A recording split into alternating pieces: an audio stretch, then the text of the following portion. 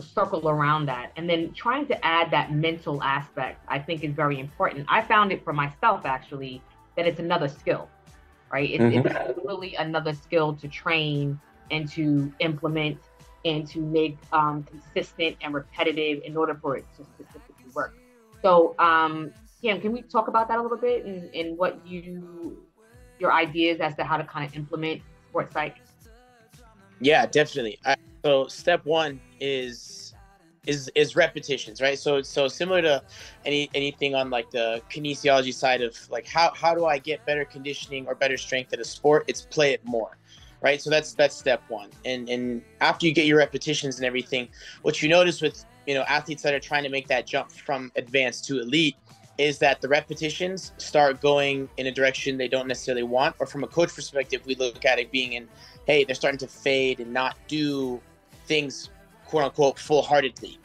And that's where the sports side really starts kicking in. And it's that, okay, you've built the physical repetitions and your body having the strength to do whatever punch or technique that it might be.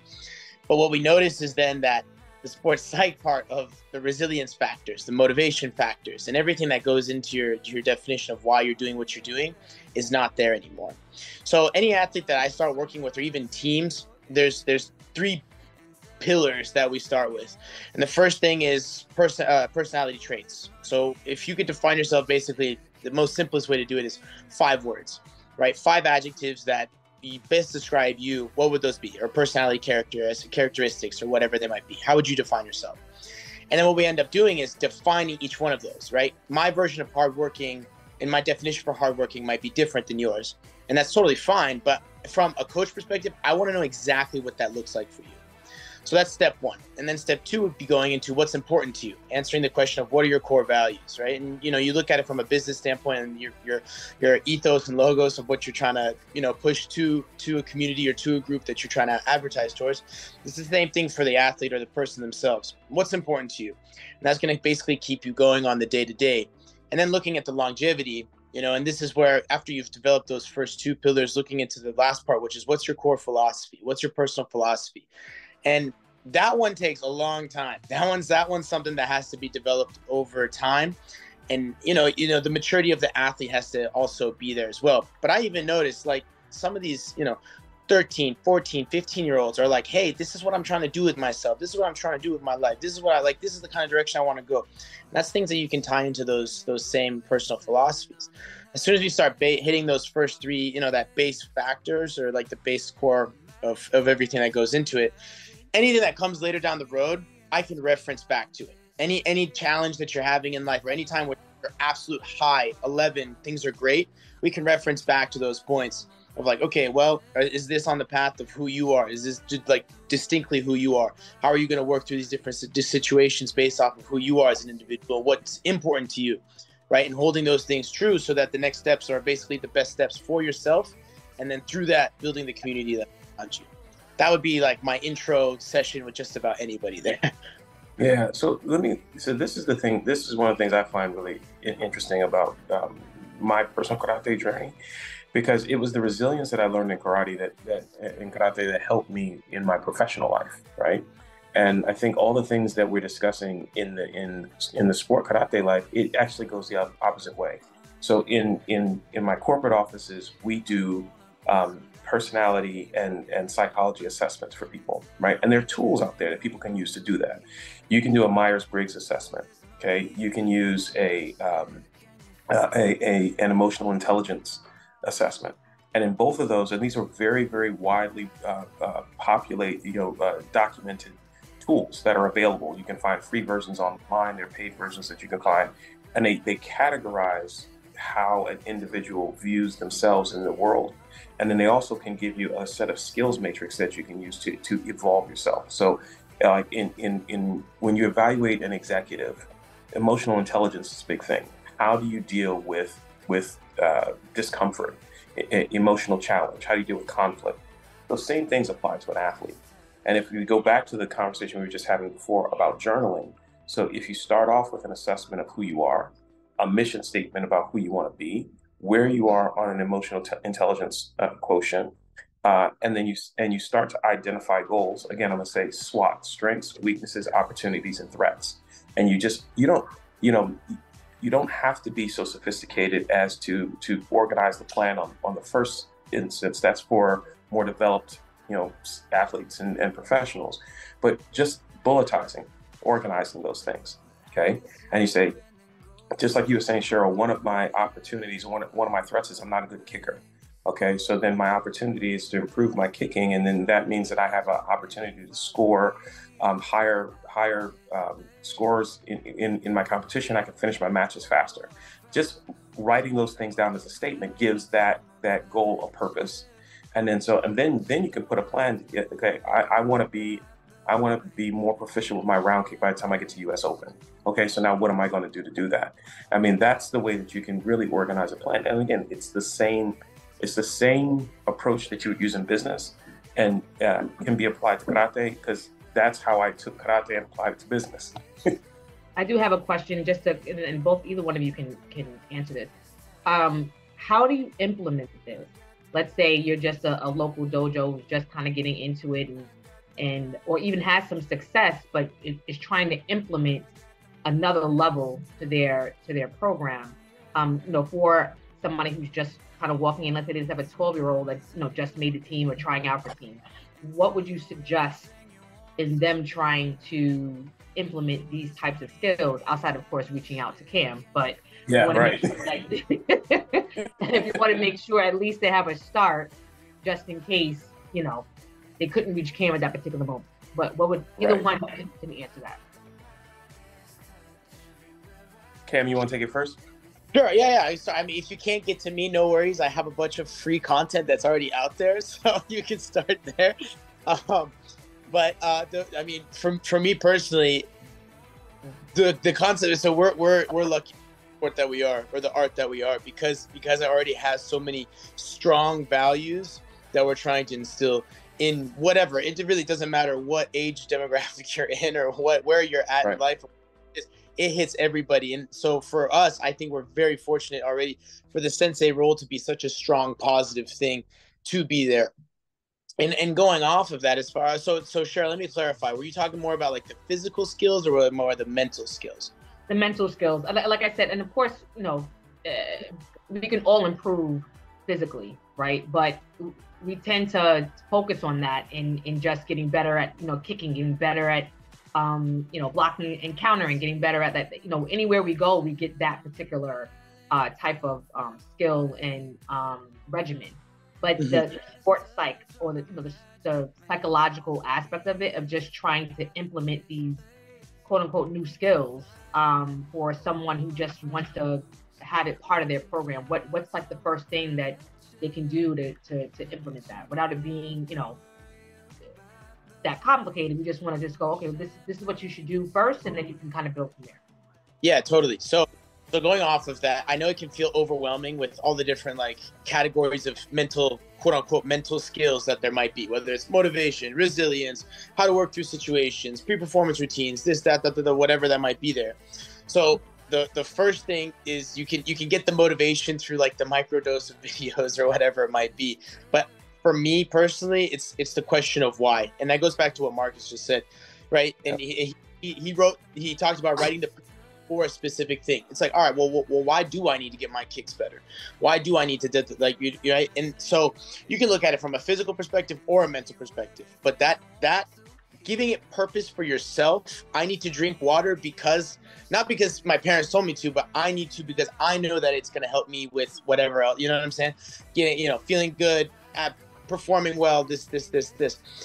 Addressing that first. The first step is why, right? That's okay, right. I'm struggling with, in the middle of a match, I get scored, my brain tank, my emotions just tank. I feel like I'm good because that first point was scored against me. Okay, well, why is it important? It sounds obvious, but sometimes those obvious questions need to be answered for ourselves in order to take that next step of like, okay, now that I've addressed the base level, okay, now I can say, okay, let's look at how. But if there's no why, for me personally, again, there's no how.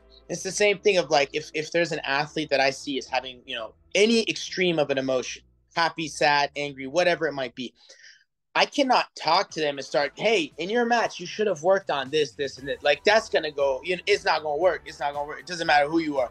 The first level is get back to homeostasis, get back to an even level as close to you at that moment as you can before you even start touching those subjects or that content that you're trying to get across to them, right? Being there for that surface or the base level, before you can hit the next things. So why, and then going on from there. That would be the starting point for what I would try to say. And Marques, in from a dojo owner and being a parent as well as being a coach, have you implemented these types of skills? Do you feel like there's specific things that you have done in order to implement these skills? Yeah, absolutely. I mean, and honestly, Cam nailed it. So it's the why. So you say, what's your mission? What's your vision? What's your mission? Where do you want to be? Right? As you're sitting here, what is it that you want to be? Write that down. Okay. And then how do you imagine that you get there? That's what I call the mission. Okay. And then again, I go back to my strengths, my weaknesses, my opportunities, and my threats. And then what we do with the athletes, again, very, very simplistic, is, okay, we're going into a competition. We've done all of our preparation. To me, everything with me is about this notebook, right? And cataloging their journey, the journal. When they get done with the match, if they didn't get the outcome that they wanted, go sit down and write, what do you think happened, right? What happened? What did you feel? What could you do differently? What would you change? Did you feel like it was fair? Did you feel like it was unfair? Just literally just dump it all on the page. If you did get the outcome that you wanted, go and write it down. What did you feel? What was the outcome? What could have gone differently? And I mean, because that just gives them a basis to face their emotions, right? If you don't have access to Cam and you don't have a structured approach to doing it, something is just as simple as putting your thoughts and your feelings into a place where you can go back and review them.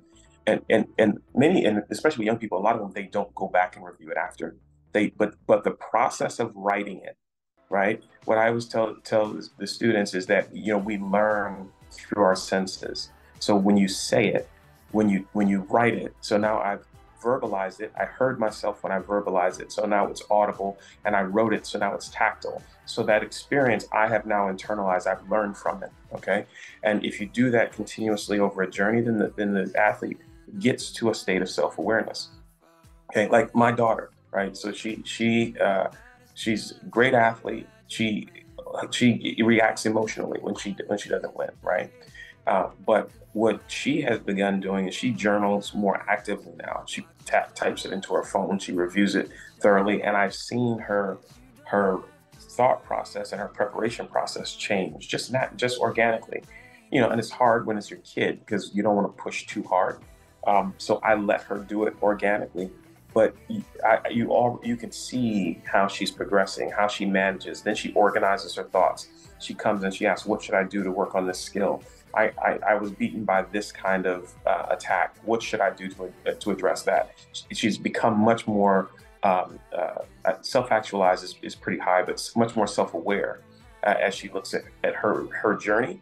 And I think that's an easy way to apply for any dojo, any coach, right? Just get them to write it down, okay? And then, but it's also important for the coach to do the same though, because if you want to help drive your students and your athletes to progress, you have to know what you're trying to accomplish.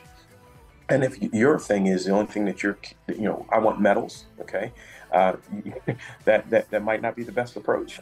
Okay, well, you need to really, I think, as a coach, you really have to unpack what is it that you're trying to deliver through this competitive experience for your athletes. What does it mean for your dojo? What does it mean for your community?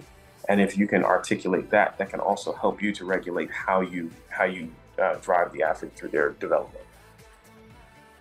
That's an excellent point in kind of being self-aware and doing a reality check on the coaches and making sure they also have these particular skills to apply to themselves, and then also be able to apply to their coaches. And we kind of had that conversation earlier, Kim, because I had somebody had shared with me like how you feel people should, not people, but coaches should have a basic understanding of their athletes. Can you kind of expound on that? Yeah, totally. So again, my approach is I look at the person first before any athlete, right? Before any athletic side of things. And that's just so that I'm able to build communication with them faster. There's audible cues, but then there's inaudible cues. Just by seeing how, an athlete's eye might twitch or their lip might quiver, I know exactly what to say and move it forward. So that's what I try and build as far as the communication levels go. And what we were talking about earlier is, okay, great. You know what techniques are good. You know what tools that they can use in specific situations are great. But if they don't line up, right? If they're not there, how are you able to use those tools necessary to then be there, right? And if you're only someone as a coach that knows the athletes just from, hey, I know this person has a really good blank technique, right?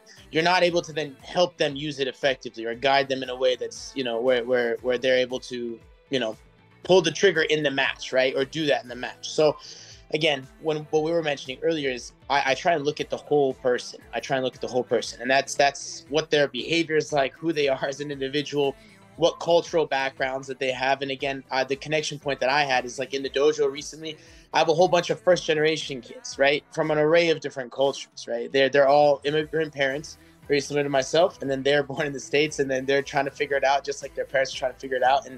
And I understand the emotional load. I understand the emotional load of these 8, 10, 15-year-olds that are trying to figure it out. And so even in the quote that I used before was, just by knowing how they got scolded as a kid, I can better relate to exactly how they're going to respond in training, right? How they're going to respond, what mode of communication is effective, what key words are going to be the things that help them move forward and say, hey, these are the behaviors, skills, and things that are going to help you throughout gameplay, match play. And then this is, and if I switch it just a little bit, I know I'm going in the wrong direction, right? And so that's just effectively knowing your athletes. So then for me personally, I'm building off of, again, what Marques said, it's knowing that why. So in the most vulnerable moments or the most difficult moments, right? I always talk about key vulnerable moments. One of them is being like when you're on the line right before the match is about to start, or, that moment where it's like 10 seconds left and you need X, Y, and Z example to take place in order for you to be successful.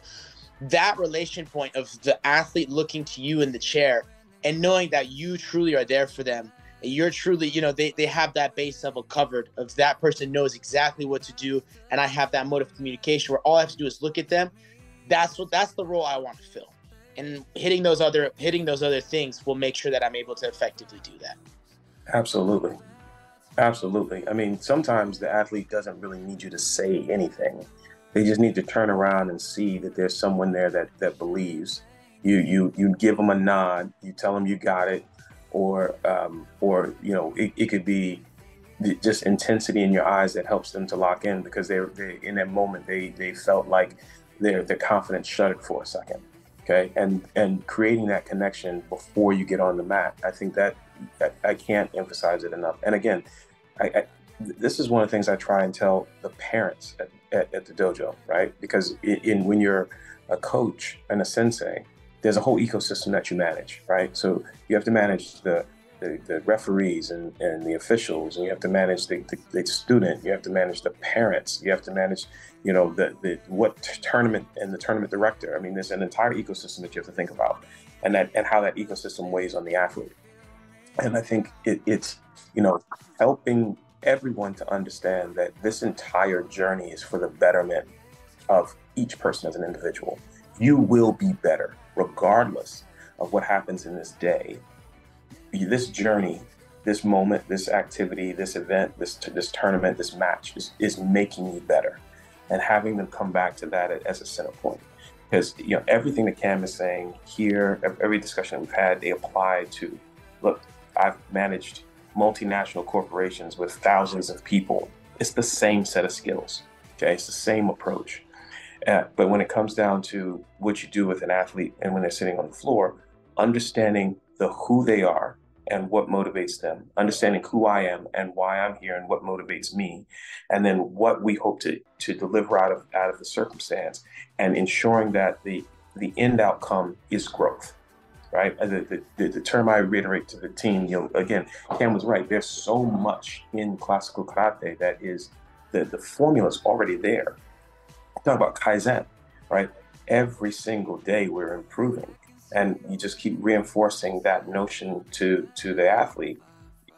This is the way that we create that connection, and you build that confidence with them, right? When they go into a training session, you didn't get what you want. Yes, you might give them a little tough love, right? You be firm with them, but in the end, you say, you know what, I'm really proud of you. You made great progress today.